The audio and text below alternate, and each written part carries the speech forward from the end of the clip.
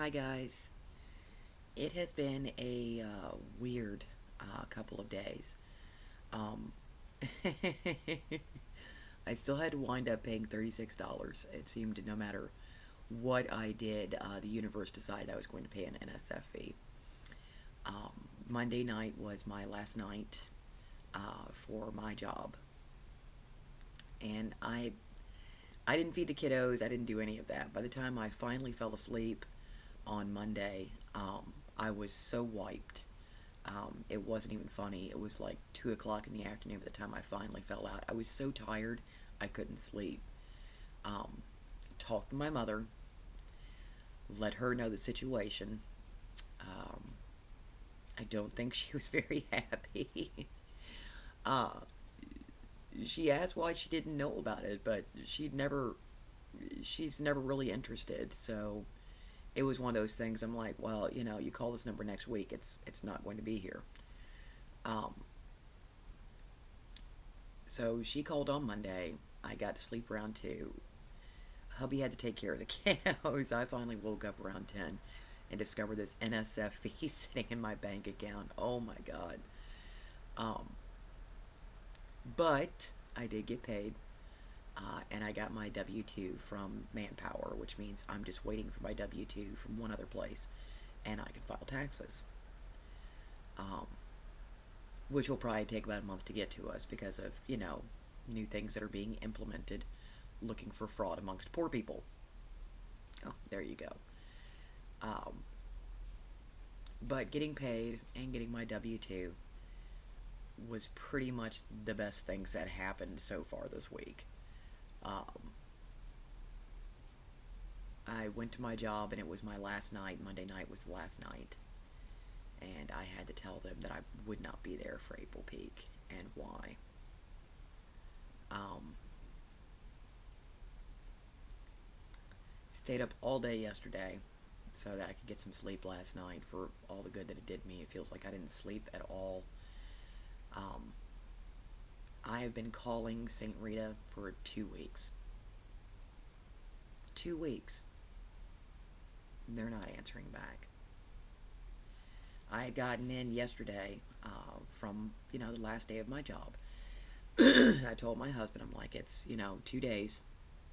We have 48 hours until the eviction process starts, which now we have, 24 hours before it starts. Um, Maybe a little bit over, but not by much. I said we can either try to find a way to make a partial payment and stay here for the next couple of weeks and work out a way to, you know, get the church to answer me basically and help us pay the whole shebang, and wait for our tax returns to come in, or we can go ahead and jump. Well, at this point, it looks like we don't have a choice. I called the apartment complex, and the partial payment that they will accept is $100 more than the double month's rent. So basically, it leaped from 1,600 to 1,700. Um, as you can see, I've been steadily having problems with them. They just keep on tacking on more, and that's what they're going to do. They're just going to keep tacking it on until eviction happens. Plus, they're going, and then we're going to need February's rent, which is due soon. So basically, I'm looking at $2,300, $2,400 that I better cough up now. I haven't got that. I've got enough to get us the truck. That's it. That's what I've got. Even, I mean, with getting paid and with getting the money in from the WePay and from PayPal. After WePay got done taking out its fees, we have enough for a truck. That's what we've got. So all that running around and negotiating basically was for nothing. They're not going to work with us whatsoever. Today I'm going to be calling around and getting medical and dental files pulled together and the children's school files pulled together, because now we have approximately a week to get everything together and get out. um, 2 weeks calling St. Rita's. I called yesterday twice, and I spoke with a lady at the main desk, and she was like, "Oh, they always check their messages every day, and they call back." And I'm like, "I've been calling for 2 weeks." No, ma'am, they do not. The only thing I can hope is that they couldn't answer me back because they were involved with helping someone else who needed the help just as much, if not more, than we did. That's the only thing I can really hope for. But as it stands, we have enough for a truck. We're not going to be able to wait for our tax returns. I have a nasty feeling they're going to put a freeze on our account and take out the money that they want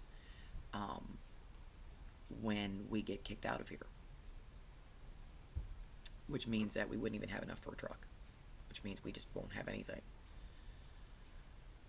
So we'll be left with a truck that we owe on, and they'll take everything that we own to pay off said truck. And we'll be left with nothing. And that's pretty much what we're looking at right now. Even our tax returns won't save us.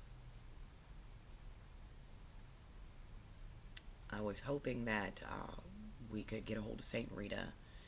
St. Rita could pay, help us pay the last 2 months, and then we could use the paycheck that I had to pay for February, buy us a couple of weeks, get some stuff sold, have Goodwill come pick up other things, and then leave before the next set of rent started. And when our tax returns came in, have enough to not only help us pay for the rest of what the truck would be, but also to help us get a new place so we could, get the kiddos in school and start working immediately. None of this looks possible at this point. None of it. Staying here is not possible. Leaving is not possible. So we're kind of stuck all the way around. I'm going to spend all day today packing and hoping that I'll be able to keep some of the stuff I'm putting in boxes. Most of this house isn't going with us, but I was hoping at least to be able to keep some of it. Old furniture or things like that we've had for years that are sturdy and are actually good. But it looks like we'll probably be walking away with nothing.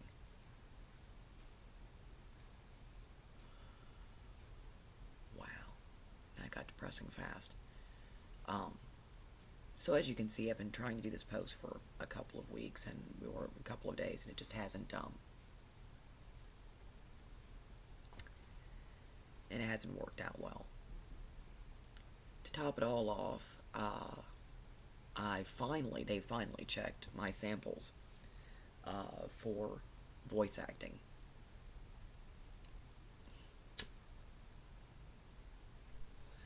There's a couple different ways to say that you suck, and they said it as nicely as possible. But pretty much it boils down to you suck. I'm guessing the sound quality of, shoving myself in a closet was good. But I need a mic, and I need this, and I need that, and I need to pronounce things better, and basically you suck. So this project's probably going to be out too because, well, they're not going to hear from me for the next month, at the very least. So I'm pretty much out on this project.